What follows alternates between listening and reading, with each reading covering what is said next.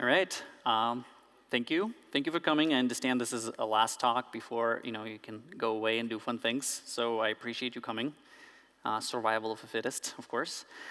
So welcome to my talk. I'll be talking about moments when things go wrong. My name is Aurimas Liutikas, and I'm a software engineer at Google. I assume you guys showed up here because you have had times where things broke and you didn't know how to solve it. So my hope is that through this talk, we get a little bit of skills, a little bit of tools to make that process a little bit easier for you. So why listen to me? First of all, I hate broken things, be that at work or at home. I really strive to make things better than what I found. So if you do the camping thing where you clean up after in a campsite, I'm like one of those people who does that. I've worked on open source at Google for 14 years. 10 of those have been on AndroidX libraries, which are effectively used by all applications of Android out there. And we're slowly gaining adoption through KMP and other platforms as well. So quite a bit of impact there. And my team pretty regularly tests pre-release versions of Gradle, Android Gradle Plugin, Kotlin Gradle Plugin, way before, to catch all of the problems so they don't really get to you. And this talk is going to talk a little bit about that process. For example, now I'm in the process of finding some exciting and tantalizing bugs in Kotlin Gradle Plugin 2.4. So hopefully you don't hit them.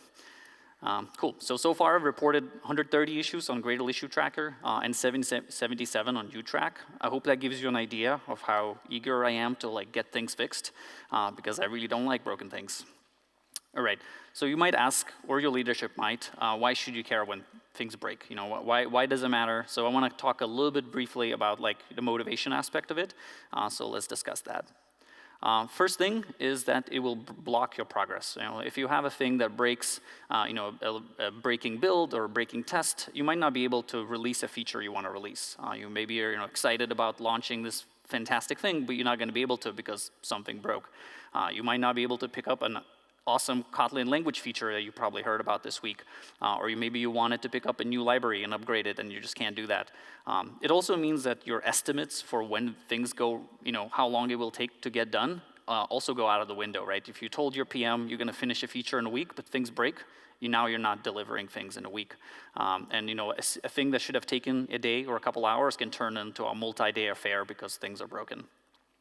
The other thing is when things break, especially when things are flaky, you are wasting engineering time. And folks people just kind of learn that they're going to hammer CI over and over again until things land, right? You train them to be like, okay, I'm just going to keep clicking, and I'm going to be that bot that does that.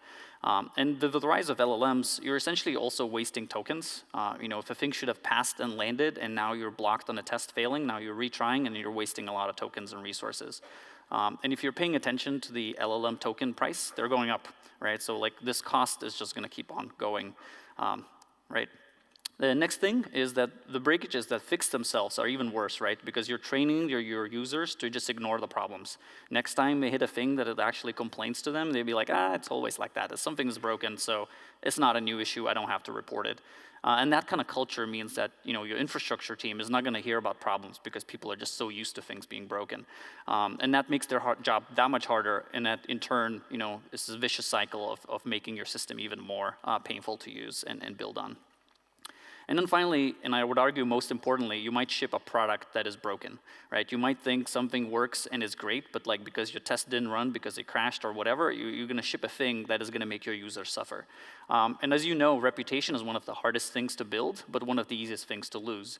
And so ideally, you just avoid that damage in the first place. And if you do that, you don't have to deal with that problem. All right, so what are some of the signs to know that things went wrong? How do you know that you're in that state? Many tools out there and libraries will log. And you might have heard of Jesse's talk earlier about OKHTTP, that libraries shouldn't do that, and I agree. But some of them still do, right? There'll be a tiny little log of warning, you're doing this thing, maybe don't do that.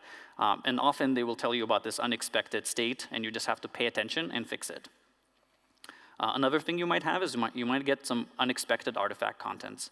For example, maybe you ship a jar as your artifact, and you now have classes that shouldn't be there. And that requires a deep knowledge of understanding of what your artifact, the thing that you're shipping there. So you really have to have that knowledge and expected structure. You might have things that are unexpectedly slow, so that could be a sign that something is going wrong. For example, there might be a test that is hanging, and now you're not testing the thing you're testing. Or there could be a build tool that is taking a very long time and effectively is broken in some way that is not messaging to you.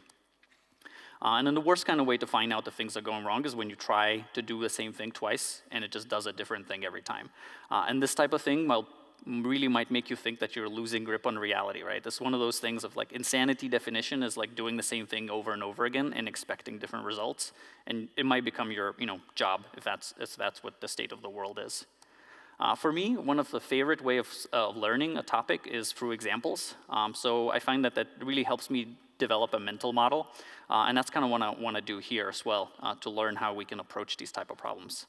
I will use 4 different case studies to learn about different ways to do that. While there's overlap across all of these different examples, I also picked them to kind of highlight different aspects and different tools that you might be able to use in a specific thing to like build your arsenal of problem solving. The first thing I'm going to talk about is when AndroidX attempted to upgrade to Kotlin 2.3.0 from Kotlin 2.2.20. All right, so we prepared the update. We fixed a variety of Kotlin compilation problems. We just kind of worked through our way through our tooling. We build a lot of tools like AndroidX Room that are building on top of Kotlin tooling, so we had to fix some expectation changes and so on. And it all kind of went smoothly without any major issues up until it merged. But as soon as it merged, our CI just lit up and was red. And that's not a good state to be.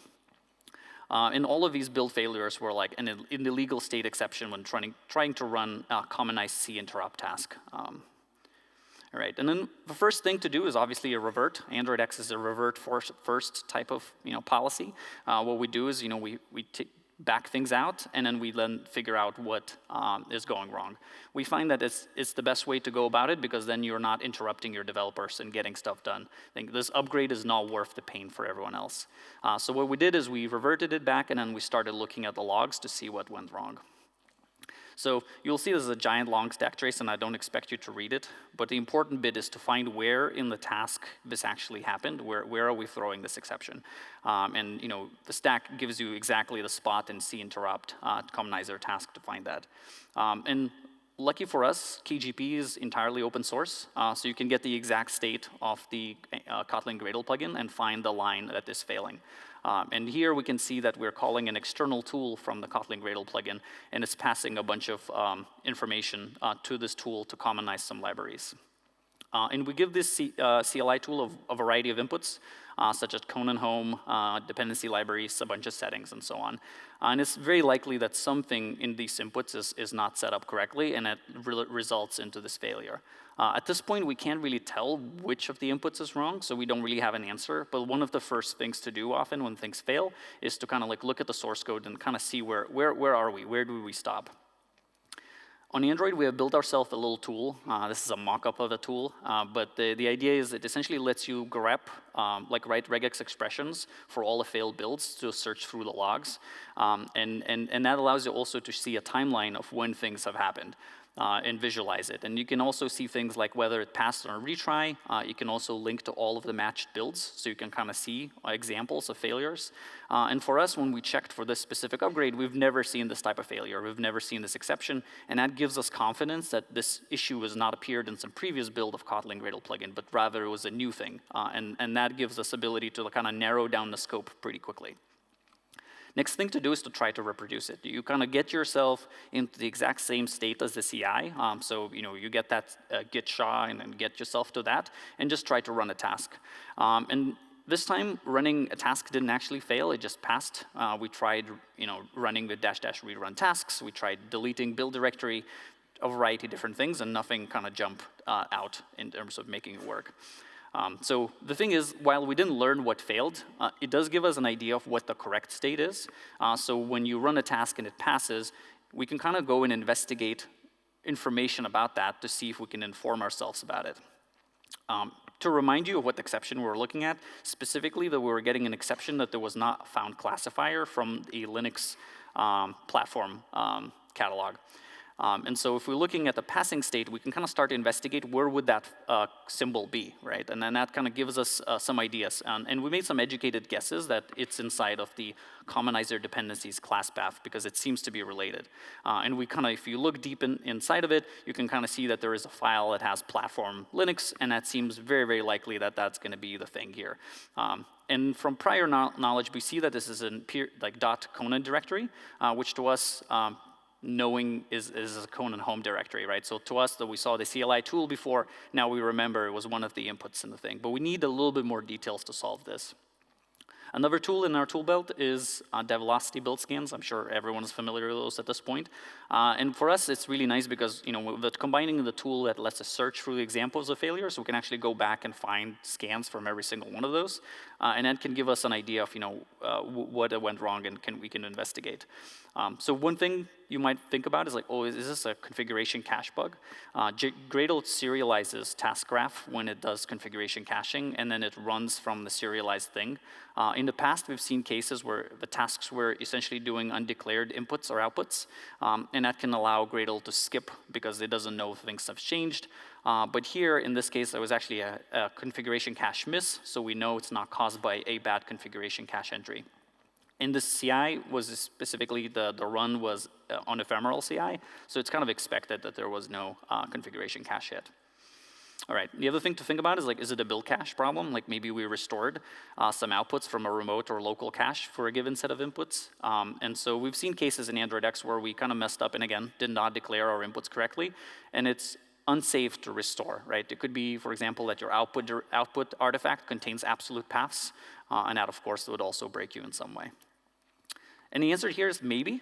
We kind of see there's a couple of highly relevant tasks. There's a commonized cinterop, and there's download Kotlin native distribution. And former uses the output of the latter, Conan home specifically. And from the scan, we can tell that the cinterop task itself did not have a cache hit, but the download Conan native distribution did have a cache hit. All right. Can we force a failure, right? I'm getting here a little bit desperate and trying to reproduce, but like, if I can delete the directory, like, will that help in any way? Sadly, no repro. It's the same thing, nothing happens. What about a more specific subdirectory? What if we kind of go deep into the thing and we just delete that and try again? And this time with bingo, we get exact same stack trace. So what it tells us is, we have a way to force the failure, which is good, but that means that we kind of have two problems here. One is, why did KGP not put back this thing that it needs to have for cinterop task? So maybe we're missing a task input somewhere, not set up correctly.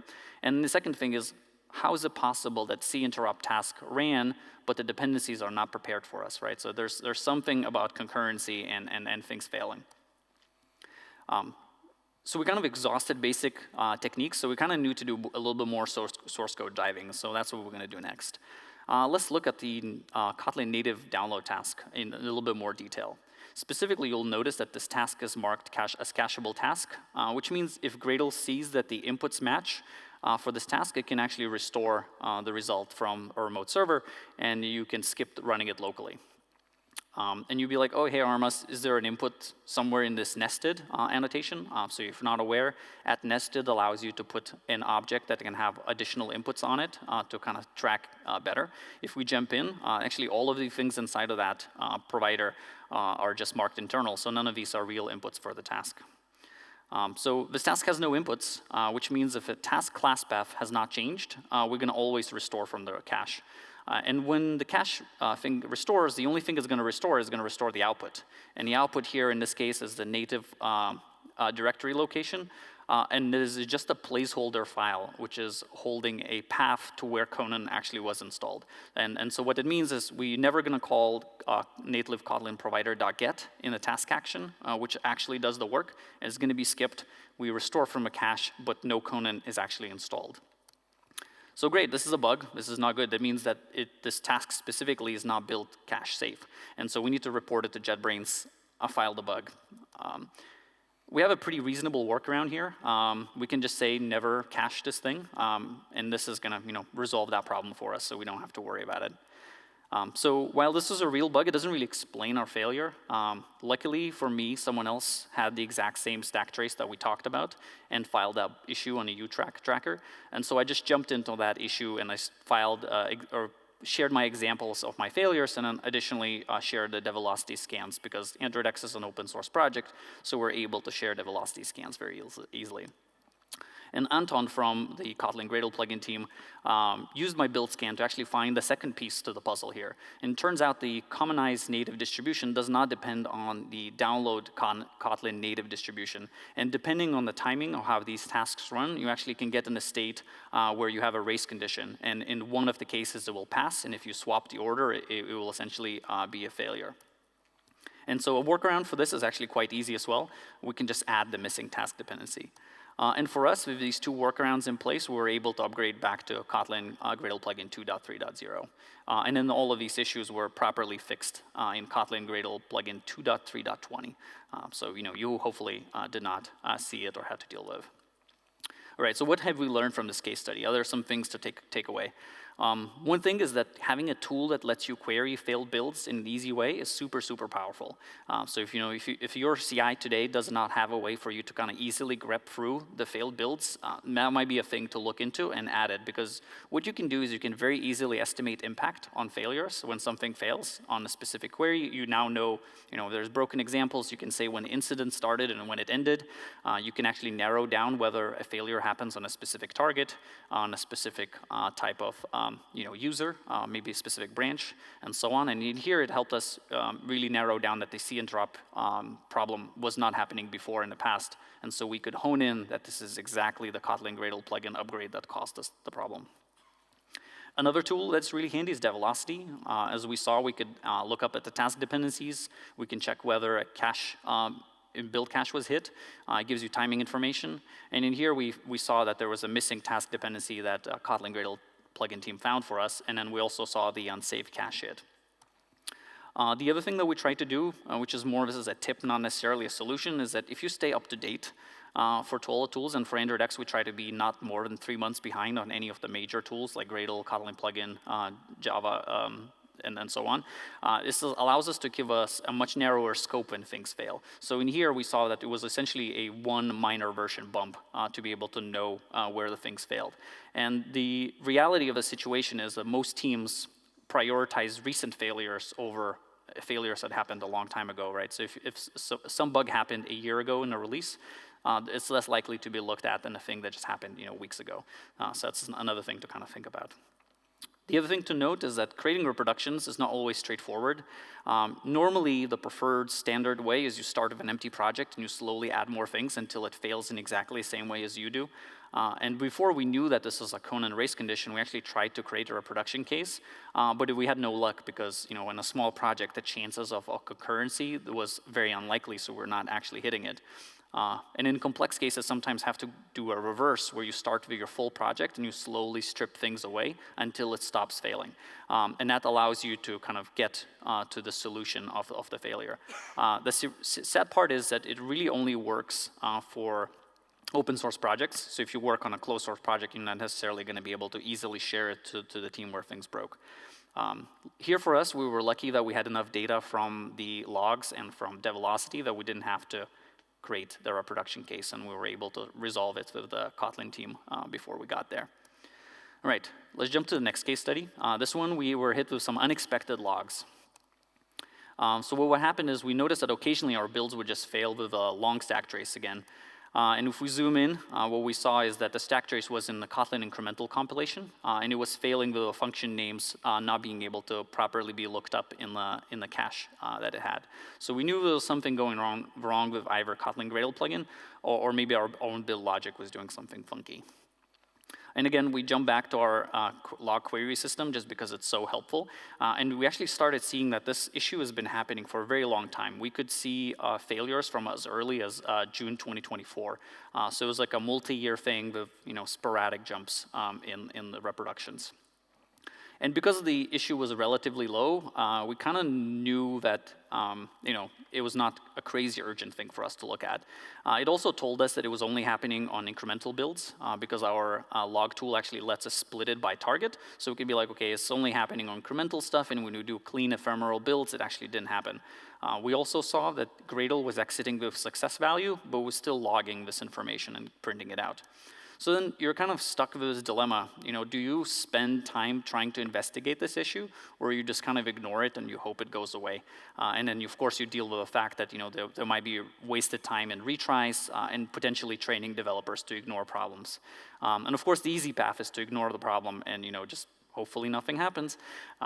So that's what we did.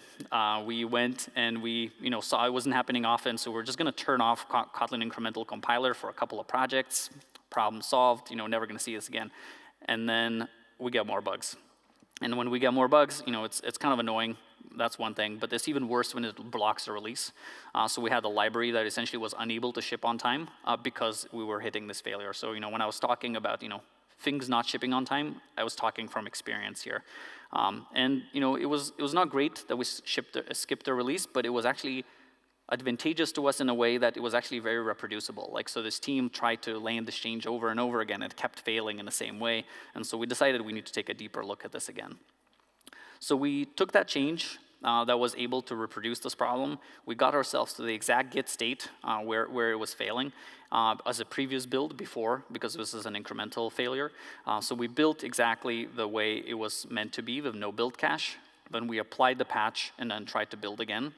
And lucky for us, we hit exactly the same problem as CI, which is awesome.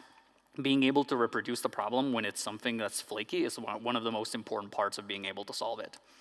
And looking deeper in the logs, we can actually see a thing from Kotlin Gradle Plugin that tells us, actually, I automatically recovered. We're just moving to non-incremental thing for you, but they do ask you to file a bug.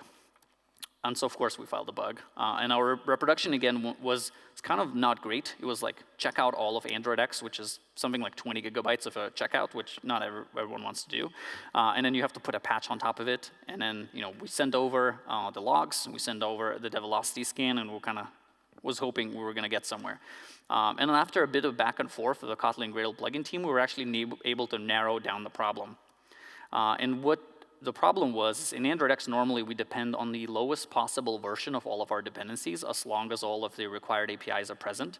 And so that means we pick a version that's not the latest released version. And that gives us the maximum flexibility for our end users, because then they can pick the version they want and they're not forced onto something. But sadly, sometimes we're pushed into the bleeding edge, essentially building something from head. And this is exactly what was happening. It turns out the incremental Kotlin compiler setup was not able to handle the swap from a Maven coordinate to a project version of the exact same thing. And that was causing this failure and fall back to a non-incremental mode. And in Kotlin 2.4.20, which is going to come soon in the future, this is already fixed. So you're not going to hopefully deal with this, which is awesome. All right, so what are some additional lessons that we learned from a couple of things here? Right. One thing is that Gradle output is extremely verbose, right? You're going to get a lot of things, and if you have stack traces enabled, you get even more logs. And so it turns into a search for a needle in a haystack, right? You're trying to find a small little important message in this long list of stuff. So, and if we kind of want to address that, in AndroidX, we created ourselves a little tool that we call Build Log Simplifier. And what it allows us to do is, the first kind of motivation is we want to tell our users when things fail of what exactly failed, and rather than just give them the whole thing, we try to reduce it to something much smaller. And then what we found is it's not only helpful for humans, it's also helpful for LLMs. They don't actually enjoy getting lots and lots of not super useful logs. And so if we look through an example of a raw build log from a failure, what you normally see is there's usually lots and lots of lines of task outcome of like, this task is up to date, this task ran, and so on. And then it's kind of intermingled with actual useful, important information. And then you have more logs, and it just keeps going, right? That's kind of usually how you see, and then the logs just keep going, and they keep going, and they get to the point where they say, okay, this task failed. And then you just keep going, and there's more traces, and there's more traces, and it just keeps on going. So the pattern that we see, right, is that there's some logs, not super useful, not interesting. The ones from the failed task, super important, very important, we want to pay attention to. More stuff, tasks that failed, and then stack trace, right? And the stack trace can be useful, but not always. It depends on the type of failure. So what we do is in our build log simplifier, we actually extract the failed task, because that's the thing that people care about. And that's the important bit, so we show it at the very top. And then we actually just show the failing task logs, because that's the stuff that people care about. and then we give you the truncated version of Gradle stack trace, only for the bits that are not part of our package. So that way we know that is important. And then finally, not only we want to specify the task, we also give a full command that caused the failure to fail, because if there's some arguments like Gradle properties or environmental variables that cause the failure, we might want to give that as well as a way to debug the problem. And the important part is the kind of the insight is that when you have a successful build, the log output is actually very predictable. If you run a build over and over again several times, you're going to know exactly the messages you're going to get from your build, like including all the warnings, all of these things. So what you can do is you can essentially build yourself a list of things you expect, and then try to catch the things you've never seen before. And so that's exactly what we have. We essentially have a list of regex expressions that allows us to log the lines we know we're going to see. And that allows us to catch things that we've never saw, right? And that gives us ability to catch, this log from Kotlin Gradle Plugin that is like, I just fell back to a non-incremental build. And this is exactly what we did to catch this. This showed up, and we were able to catch this log where normally the Gradle build would have exited with success, and we would have never seen that this was happening, right? And the important part is to us is that these logs showing up means that something didn't go right. Cool. So our tool is open source, but it's not really productionized, so I wouldn't say use it. But there are similar other tools that might be helpful to you. There's build brief, and there's also snip. They also kind of both try to tame Gradle's output to kind of give you the important bits there. Cool. Third case study is about missing test reports. So let's talk about that. We received a bug report from an AndroidX developer that they said they landed some changes and all of the CI checks passed through, but then when they landed, the post-merge tests failed. And that's obviously not good. That means we're not catching and we're not testing what we think we are. And when we try to validate this, I just run it locally and I see, yep, the tests are failing locally. But then when I look at the CI, I notice that there is actually no test failures being shown, right? And that shows like there's some sort of discrepancy between local state and remote state. And then the next thing to kind of look at to see what's the scope, like what did we impact? And we kind of saw that this is happening only on Linux builders where they're running JVM like host tests. But we saw that on Mac, it was not affected, nothing broke there. The other thing to look into is like when did this start failing? So we were able to easily look and see when there was no tests being reported. And then we went back in time, we found that there was 2 changes in history, and both looked kind of innocent. They were changing individual projects, so it didn't look like why would these changes suddenly break all of our tests.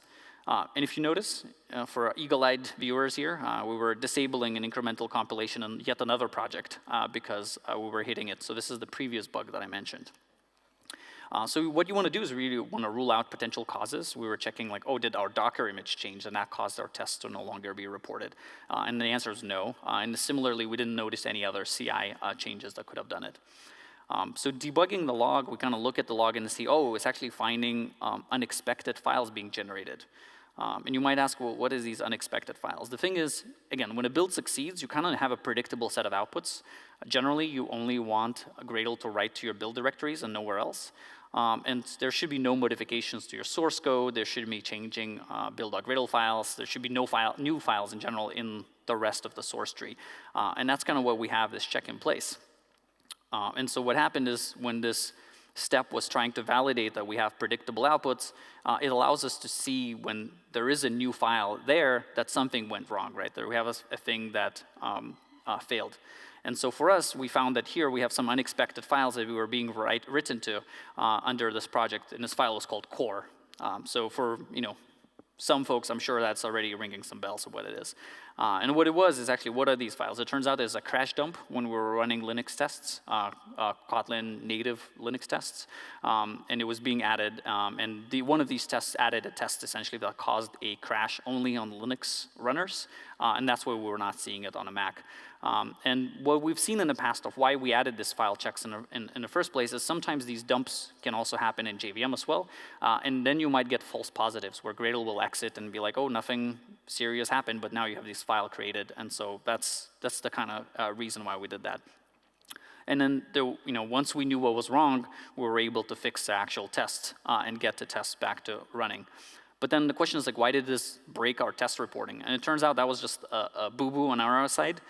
We had this bash script that was doing this checking for new files, and that had a setting to exit immediately in the bash. And what happens, as soon as it files some failures, it stopped, and the step that was supposed to do the copying of test results simply never ran.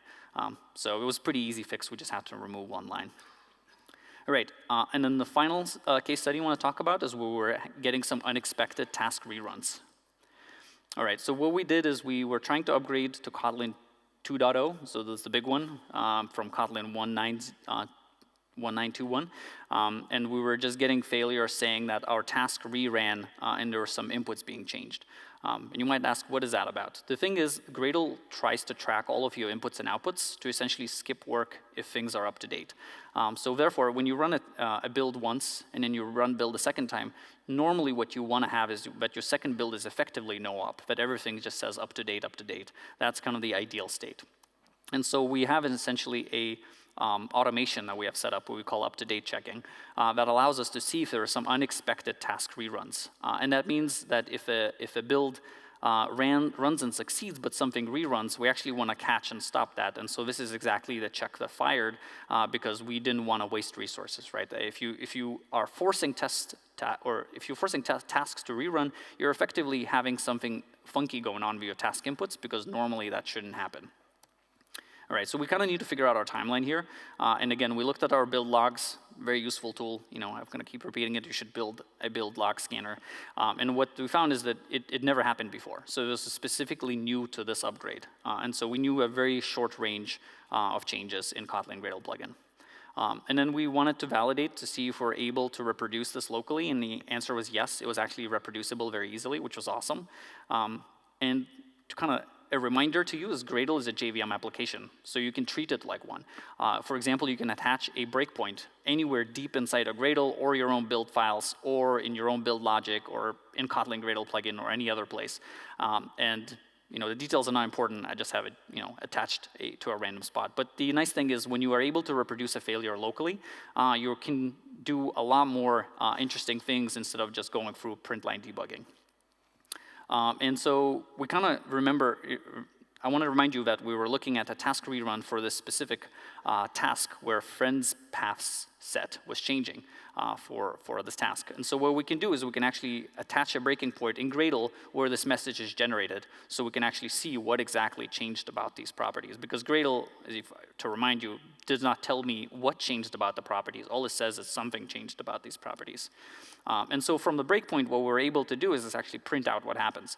So if you run just this one task by itself, the friends path set, it just shows a main project files. To kind of explain what the friend set is to you, you might have noticed when you're writing tests in Kotlin, you don't actually get restricted on using internal types. So you can write yourself an internal function, internal class, and in tests you can use it without any problems. And Kotlin needs to know about this relationship, so it's using this concept of friend paths, so it knows that your tests are friends with your library code, and so you're able to poke into these internal things. So here, it's kind of expected. What it's saying is, when I'm running a test for a desktop, the jar itself, classes, they are part of the friend set. So, this is kind of like expected output, what I wanted. However, if we run the desktop jar task first, and only then we try to compile desktop tests, it actually runs differently. And we see that there's a different input set. And Gradle detects this. The Gradle sees like, okay, now there's a new entry, and I have to rerun this task because the outputs might be different because of that. And in our build, what happens is if you run a build once and you run a build a second time, that means the jar is going to be present on a second time, but not on the first time. And so for us, it means it's bad, right? Like we're forcing reruns, and this change was unexpected. So for us, we started with an empty project and we slowly built up where we got the exact same failure. And we created, a GitHub sample project that we can send to JetBrains. And a little bit of work and back and forth, we were able to fix this issue. And it turns out it was a mistake. It was an accidental oversight from Kotlin team when they were converting this friend set into a real input for the task. All right, so what are some of the additional lessons that we have here? a good repro is worth 1,000 words. If you ever try to debug this anywhere, you know, right? If someone gives you exact same steps of how to reproduce something, you're going to get to a solution drastically faster. So an example here, within 5 days of us submitting the exact repro, Kotlin Gradle Plugin team had fixed their problem in their master build, in their main branch, which is awesome, right? That's kind of what you want. So having a good repro is really, really important. The other thing is use a debugger. It's like 100 times faster than actually doing print-line debugging. I'm sure many of you are still doing print-line debugging. Please stop. All right, what are some other things? We walked through 4 different case studies, and you saw some strategies. Like, what are some of the things that we might have missed? The other thing to know about expectations is that you also probably know how long your tasks should take. So set a timeout. Make sure that they don't run longer than you think you do. Is one way you can do is you can set it the global one for every one of them, or you can even do it per type, right? Maybe you know your tasks take longer, set them a different timeout. And using this technique, we've actually caught regressions where someone added a really slow test, or they added a task that's super slow, or something hangs on, and so on. So it's super handy and really useful. The other thing, as I mentioned before, is you can validate your contents of your artifact. If you're shipping a jar, AAR, or whatnot, you kind of want to maybe check what's inside of it. Like, are all of your translations in there? Do you have your API keys in there? Do you have other configuration files that might be important and your app won't work correctly without them? And in AndroidX, for example, we have a check where we check that each jar ships a metadata file that actually has the version of which version of AndroidX you're using. And we use this to kind of know when someone shares their reproduction, which kind of versions of which versions of AndroidX you've used, and we can debug things. And this, of course, was inspired by me doing a refactor and losing all this information. And so we lost our ability to introspect, right? So being able to have a check in place and validating is kind of handy. The other thing is there's a lot of you in the room, you noticed, and all of you probably going to hit some similar issues. And I highly, highly recommend you joining a Kotlin Slack. Specifically, I love the Android Gradle and multi-platform channels where you probably can actually ask questions and get some answers way faster than you would otherwise. So please do join that. And let's do a little recap. This was a speed run. I went through it pretty quickly, so let's see if we can have any of this stick with you when you leave this room. When things go wrong, it will cost you time, money, and the product quality, so you probably don't want that. Your engineers, your infrastructure team, and users are going to be sad when things go wrong, so please avoid doing that. If you invest in your tools to detect and investigate, it's going to help you a lot in the long run. And it might feel like you're putting all this effort for a small problem solving, but the next time you try to solve something similar, you're going to be a lot better. And as I mentioned, there's a long variety of things, unexpected logs, dev velocity, catching what unexpected files, runtimes, task reruns, and so on. But the TLDR of this whole talk, hopefully, to you is that you want to catch essentially, you want to expect the unexpected and catch those things there. And then the other takeaway is the Kotlin team is awesome. I see some folks from Kotlin Gradle Plugin team in the room, and I want to send them, thanks. Awesome, you're doing an awesome job, and I hope all of you, can help them with, amazing repros where it makes it so much easier for them to solve the problems.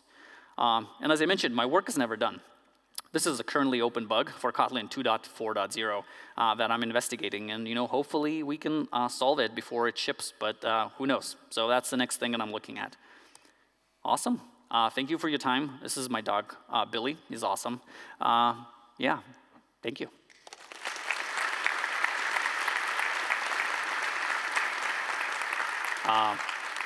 If you have any questions, I will be at the Google booth right after this, so walk over and let's chat. But yeah, thanks for your time, and hope you have a great trip home. Thank you.